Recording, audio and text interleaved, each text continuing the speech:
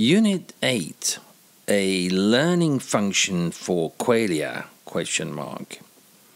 Section 1, Qualia, where in the brain, ? Geoffrey Gray, in his book Consciousness Creeping Up on the Hard Problem, first presents his own essentially functionalist late-era detection theory of Qualia. While this provides an evolutionary justification for the survival value of consciousness, it does not, as he admits, address the much harder problem of how the brain produces Qualia. But then, neither with one possible exception, do any of the other theories of consciousness. So, at the end of his book, Gray sets out on a survey of all theoretical efforts to explain this ultimate mystery of how the brain generates Qualia. He starts by rejecting the functionalist explanation that Qualia are simply identical to the input-output functions with which they are associated. But, as he points out, this rejection has radical consequences. Quote, all existing hypotheses about the empirical basis of consciousness, including my own, are functionalist in spirit, either explicitly or by way of covert assumption. Thus, the demise of functionalism, if demise it be, will necessitate a whole new approach to theory construction. End quote. Gray calls functionalism a correlational game on two levels. Quote, correlations between Qualia and behavior or cognitive functions, as studied in the psychological laboratory, and correlations between Qualia and neural systems studied in the neurophysiology or neuroimaging, end quote. But he points out, no matter how detailed these three-way correlations become, they will never explain how the brain creates Qualia, because, as Hume pointed out, a correlation is not a cause, and correlations often mislead us as to the real mechanisms involved.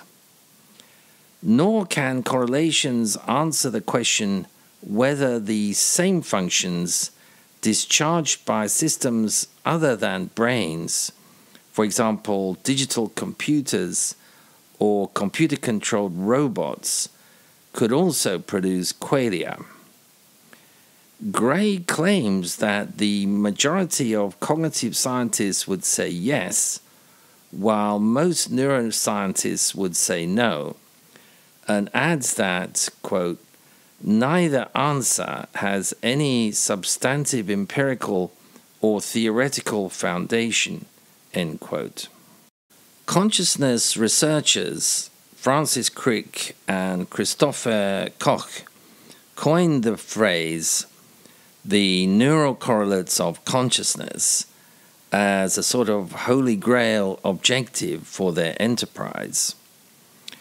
Gray points out that the intuitions of researchers in the field have differed widely as to what should be included in these correlates. At one extreme, Dan Dennett and Marcel Kinsborn insist that nothing short of the entire brain could be the site of conscious experience. At the other extreme lies Semir Zeki's hypothesis that sufficient activity in, say, the color-selective region of the visual system, V4, is the necessary and sufficient condition for the subjective experience of color. In between are hypotheses like those proposed by Shango and Dehane and by Edelman and Tononi, which point to networks that are very widely distributed but nonetheless clearly do not involve the brain as a whole. Gray comments on these various proposals as follows, quote, "It is undoubtedly premature to bring closure to this debate.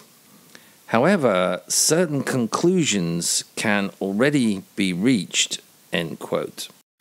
Gray's first conclusion is to rule out the whole brain as the neural correlate of conscious experience. As he explains, he takes this view for two reasons. Quote, "First, there are classes of behavior which require a very considerable degree of neural processing, but which remain unconscious. We may reasonably infer, therefore, that the neural activity that underpins these classes of behavior does not participate in the neural correlate of consciousness.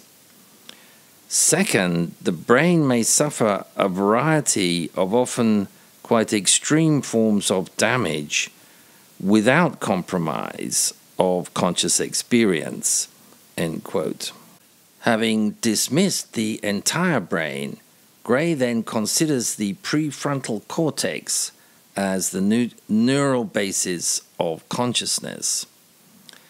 A strong focus on this area of the brain is a feature of the various proposals for global neural workspace as an explanation for consciousness.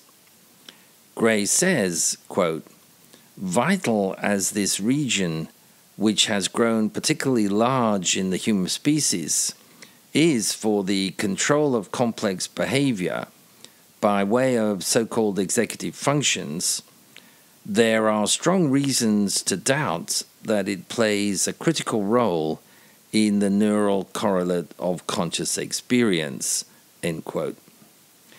Gray lists three of them. First, it can sustain massive damage without affecting conscious experience as such.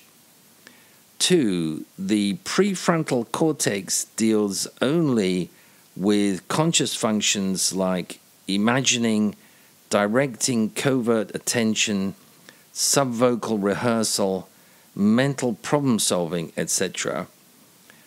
While important, they're not the principal features of conscious life. Three, there have been a number of neuroimaging experiments in which conscious experience has not been accompanied by activity in the prefrontal cortex.